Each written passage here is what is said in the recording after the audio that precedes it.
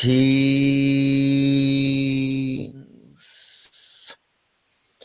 Well, the Arcturian Council.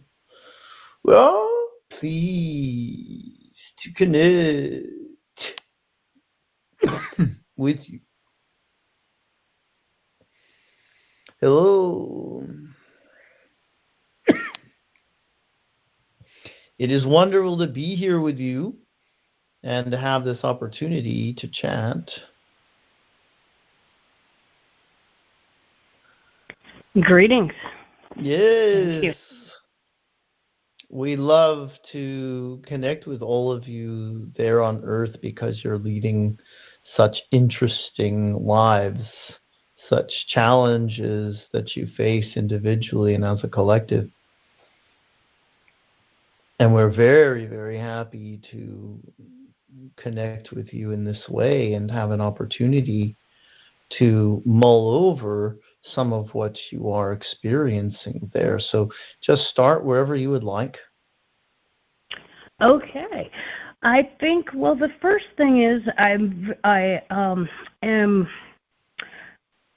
wondering what guidance my higher self has given me here that I have either not perceived or ignored or not been following, so that I could clarify that and pay better attention.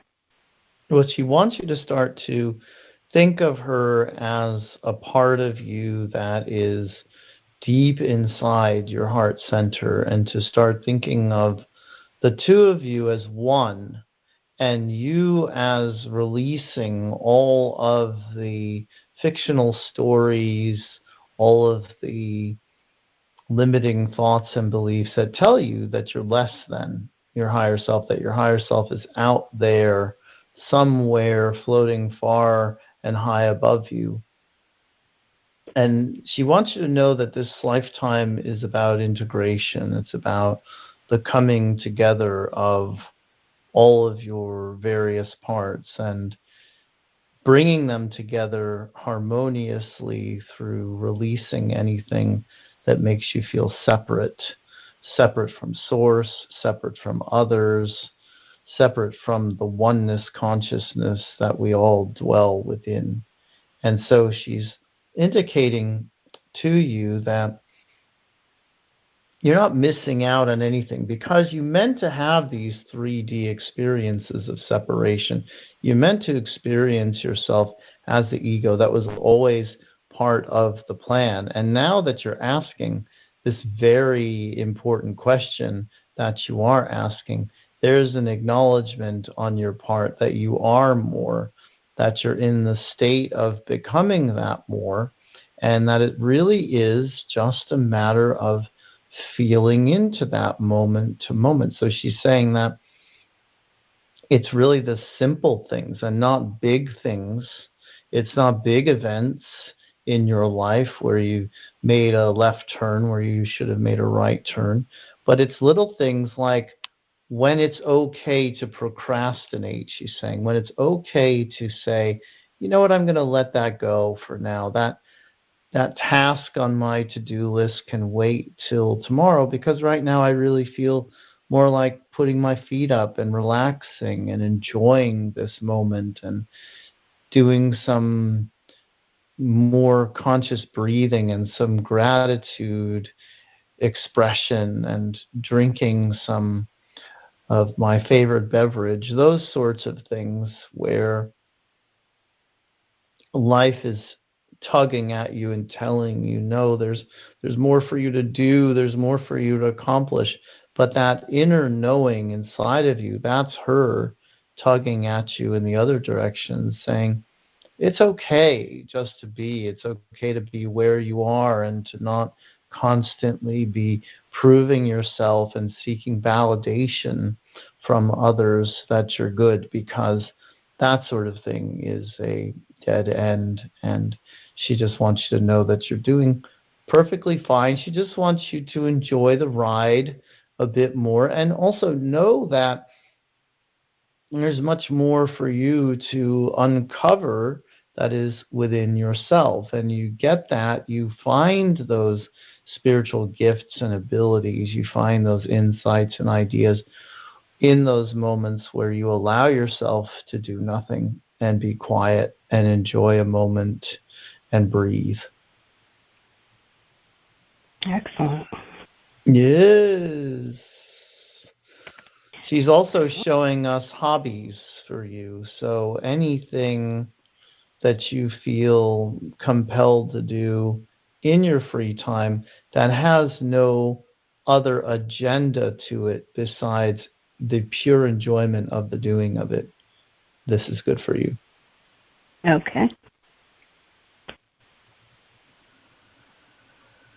Yes.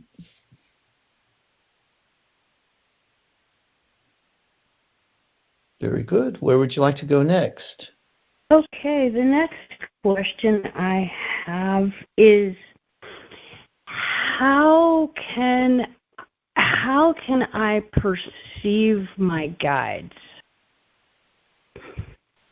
Well, they take on these archetypes, you see, so they're non-physical beings.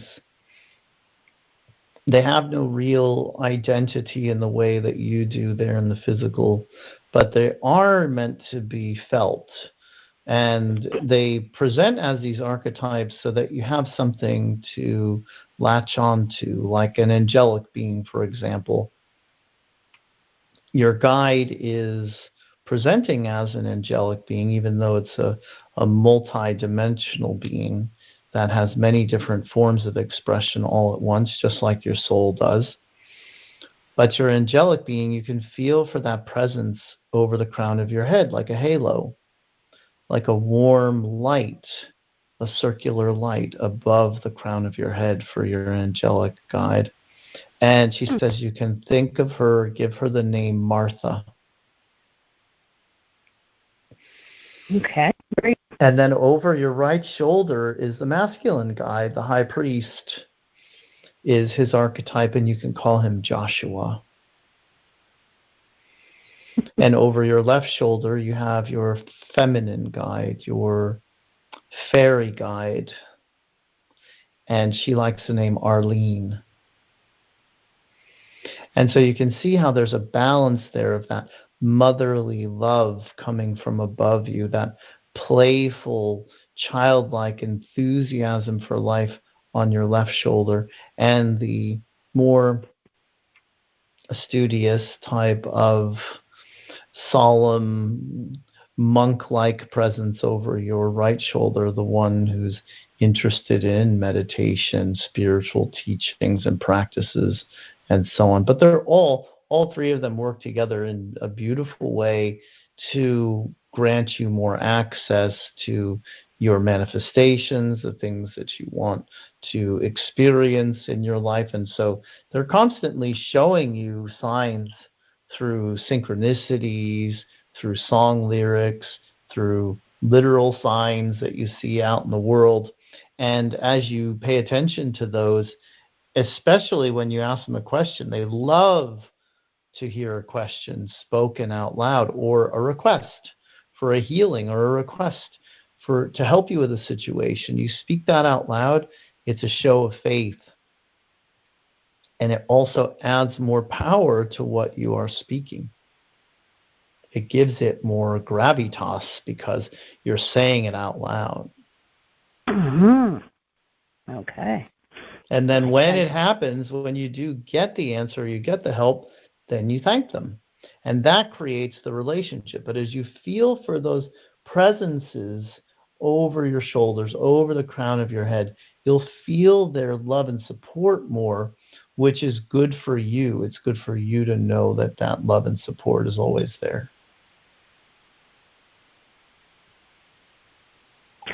Okay.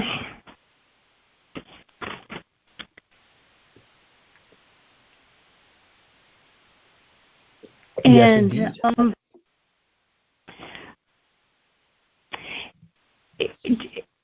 would it be is it appropriate for me to, I would like to strengthen my connection also with my star family? Is there things that I could do to help? Very good question. Yes, this is like the extension of your guides. So your guides are there, and they're there from birth, and they're always going to be with you 24/7. But your galactic team or your star family, they are spread out across the galaxy. They have their own lives, and some of them are non-physical, and the non-physical ones, like us, can be with you at any time, the blink of an eye. You can think of a non-physical Pleiadian, for example, and tune into that energy that you feel coming to you from the Pleiadian system. And you can feel the presence of that healing, loving, teacher-like energy around you from the Pleiades. But the physicalized galactic team, if you think about an ET race or a star system that you're quite interested in, that you're a bit fascinated by, and one that you would like to have a connection with, then you can certainly trust that what it is that you're fascinated with is also one of the members of your galactic team, because you do meet up with them when you're flying around at night in the astral plane and you've left your body. You do meet up with the galactic team members, and there's maybe a faint memory of that in the form of a fascination with avians, or a fascination with mantis beings or aquatic ETs or something like that you experience. And certainly by experiencing the interesting beings on your planet, like the whales and the dolphins and the felines and the canines, even the insects, you start to get an idea of what it's like to be with some beings that are quite different from you. Okay. That bridges the gap But the ETs you're going to make that first contact with there on Earth, they're going to be ETs that are very humanoid and very much like you, just slightly different looking.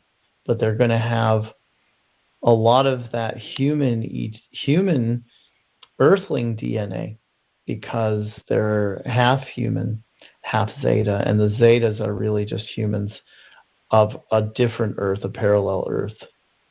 So they're going to ease you into it, to the process of meeting up with Pleiadians and Sirians and Andromedans, and then beings of very different look than humans, and that will be a gradual process for you all of entering into that galactic realm. Cool. Yeah. So, several years ago in meditation, I heard that you don't need to eat food. Is that true for me? It's not true for you right now. Okay. It will be in the future, and you can transition from where you are to where you're going by eating smaller meals, lighter meals, and more frequent meals, by eating foods that are of a high vibration, of a high water content, and that will gradually get you to that place. So you get more nutrition, you get more bang for your buck out of something that is local, fresh, and organic, and is a fruit or a vegetable, than you get from something that's prepackaged, frozen, wrapped in plastic, microwaved, and all of that. So people are putting a lot in their bodies, a lot of stuff, and getting very little out of that stuff that the body's actually asking for to give them the energy and the vitality that they desire.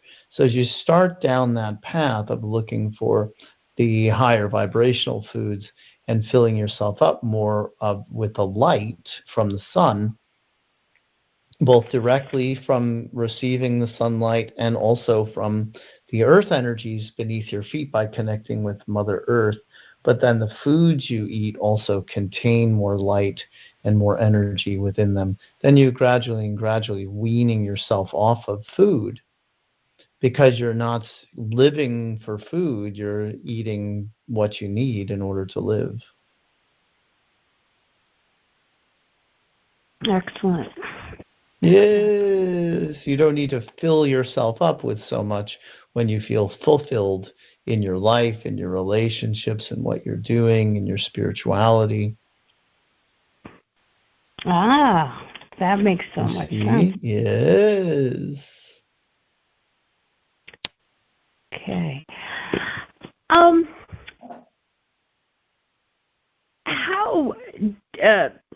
I have a bit of a confusion around the term grounded.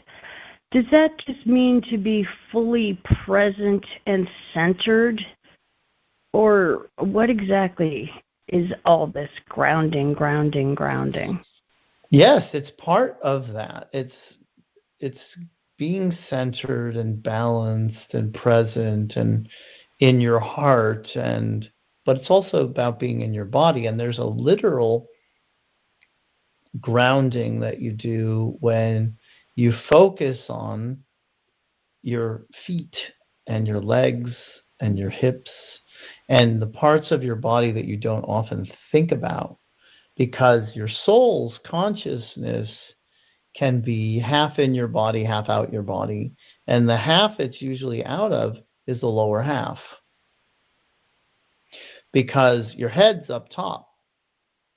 So if you think of your consciousness as a sphere, and that sphere is supposed to be surrounding your body, encompassing your body, if you're way up in your head all day, you're inside, you're on the computer, you're on the phone, you're on the tablet, you're on the TV, and you're not at all connecting with physical activity, nature, earth, then that lower half of your body sort of gets forgotten about until you stub your toe, or until you roll your ankle and you have some pain, or you get pain in your knee or in your hip, and then you start paying attention to it.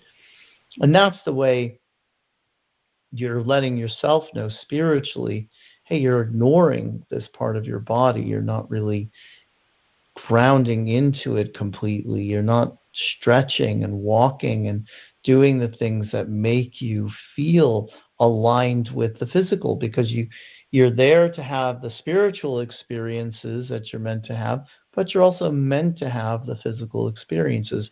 So the less physical experiences you have, the more mental experiences you're having, the more you're sitting your consciousness in the past or in the future, then you're not really grounded and in the present, heart-centered, expanding out in all directions, which is how you want to feel. You want to feel that alignment of body, mind, and spirit. Okay. Fabulous. Thank you. Yeah. Now, as I'm going with this heart expanding, there's lots of talk about being in the heart, which hopefully I'm getting there at times, or am there and realizing it more and more. But one of the struggles I have, or I don't know if it's a struggle, is there are people that want my attention, my time. They want me to hang out with them. And there are people, there's several I just really don't want to hang out with or be around.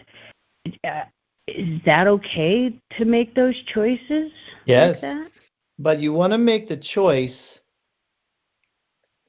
that is not resistant to them, but is, I'm off following my bliss over here, and because I'm doing this and it has my full attention, I'm too busy, I just don't have time right now to go to your dinner party or go to that movie with you or whatever they're asking you to do, because I'm off doing this and this and this. You don't have to explain to them what exactly it is that you're doing, but you do want to be true to yourself and think more about what you want to move towards than pushing against them or moving away from them.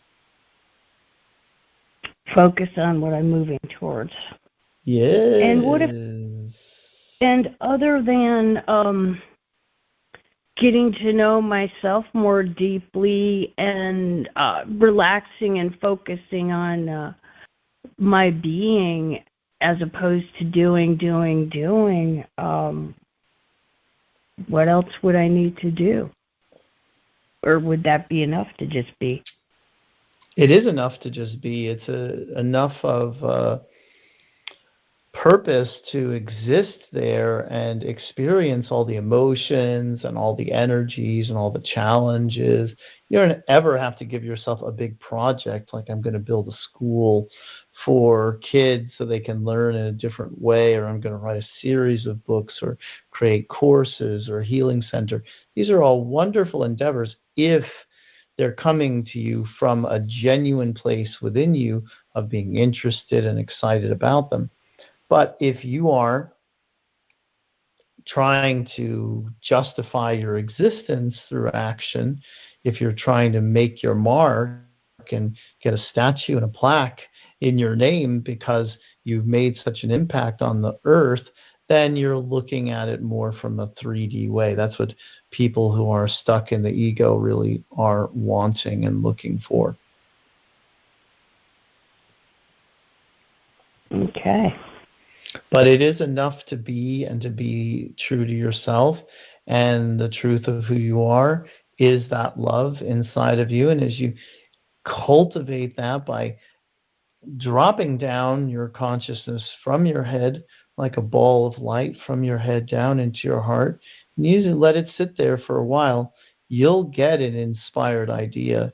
You'll get an impulse to get up and start doing something, perhaps even before you have the thought to go do it, but you just find yourself going and doing something, and then you know you're in the flow. Then you know it's a heart-centered move that you're making. Okay. Yes.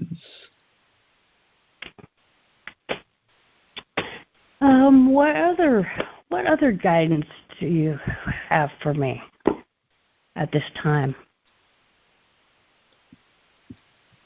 It's good for you to be taking stock of all the progress that you've made in your life, to show yourself that you do have positive momentum. Now, positive momentum is moving you forward in every moment of every day, and that you're never stuck, that you're always growing and expanding. So as you look back at your life and you say, look how far I've come, look at the version of myself I've created now, and isn't it nice to have been able to grow so much from all of those experiences I've had leading up to this now?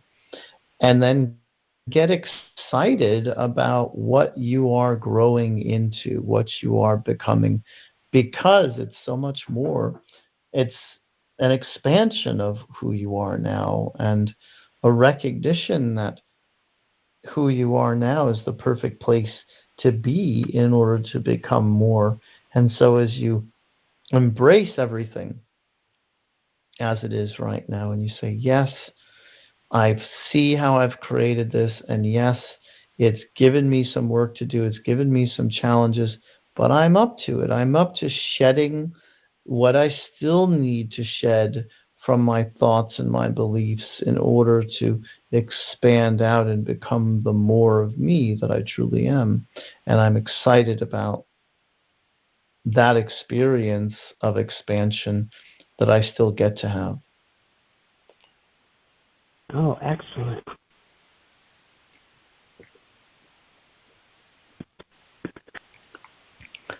Yes. Oh, is there a way for me to heal my food allergies? And if so, what is it? Or how do you feel about the food allergies? Has there been created from the allergies a disdain for food or a fear of food?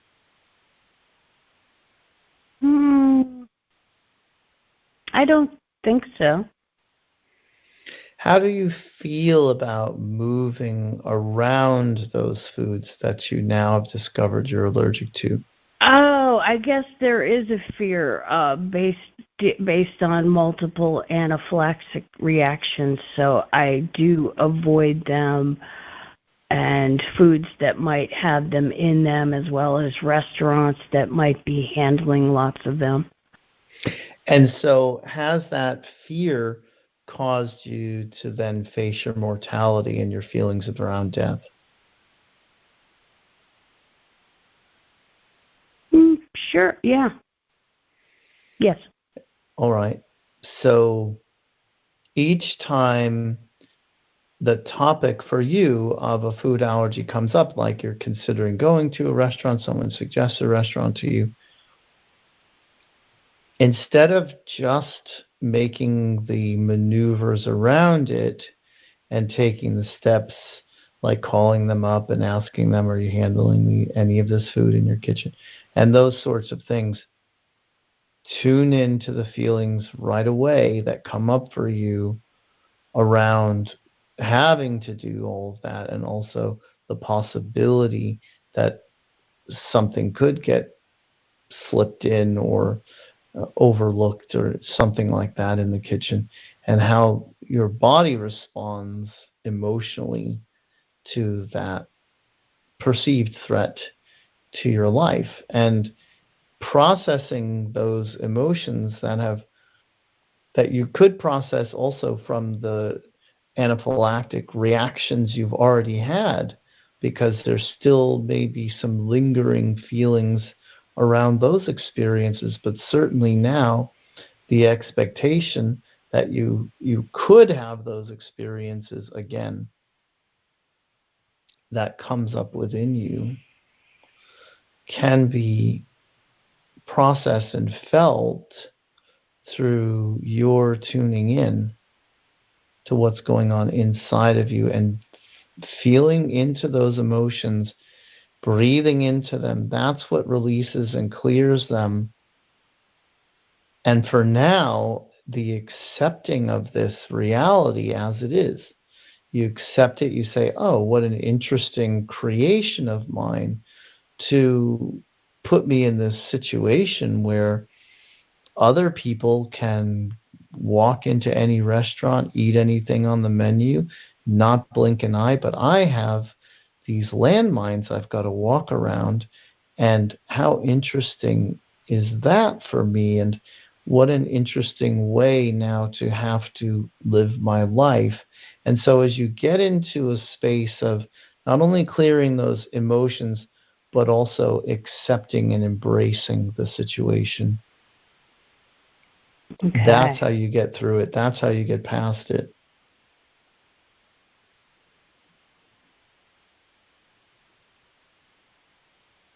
Okay. Yes. And accept. Okay.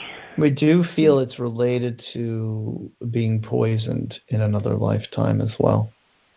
Oh. Yes.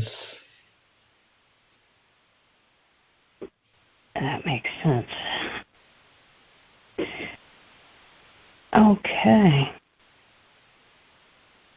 Is That there poisoning, anything... by the way, was over a land dispute that you were having with another.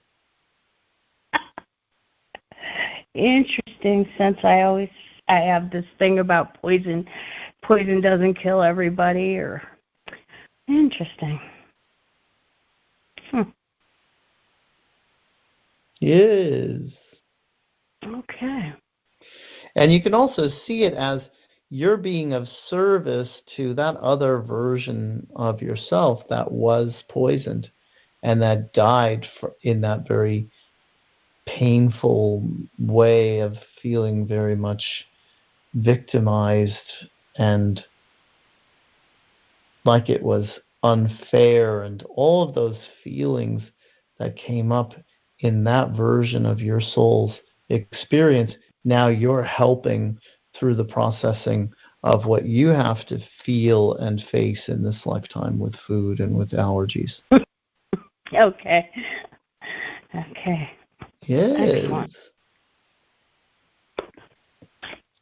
All right. Anything else that would be helpful for me to know? You're doing great. Keep your head up. Look out at the sky and at the stars and know that there's a lot more activity out there than most people think, although it's becoming clearer and clearer these days that there is more out there for people to experience and connect with, and spend some time every day just sitting quietly and feeling yourself breathing up into your crown, the crown of your head and your crown chakra, and feel yourself opening that portal up there so that you can feel what's coming down energetically from above, because there's always energies coming down. We're always telling you about the energies coming down from above, from the higher dimensional planes, and you're meant to also not just know that, but also spend some time receiving those energies and interacting with them. You're there to create, you're there to co-create, and you're there to use what is coming to create the new and the unknown. Okay, thank you. Yes. So keep it up and be positive. Stay focused on that which is good in the now and that which is good that is coming, because we're all on this upward spiral ascension journey together, and we're all helping each other out in a variety of different ways, even when it doesn't look that way. That makes sense. Yeah.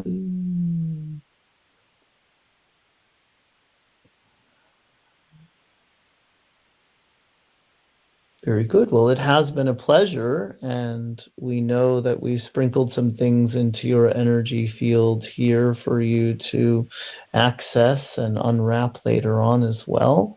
So know that we are always with you, and you can call upon us at any time. You don't need Daniel here. You can have your own personal relationship with us. Excellent. Thank you very much. Yes, you're very welcome. We are the Arcturian Council, and we have enjoyed connecting with you. Hello. Daniel, thank you very much. Thank you. My pleasure. All right. Enjoy your evening. You as well. Okay. Bye. Take care, Renee.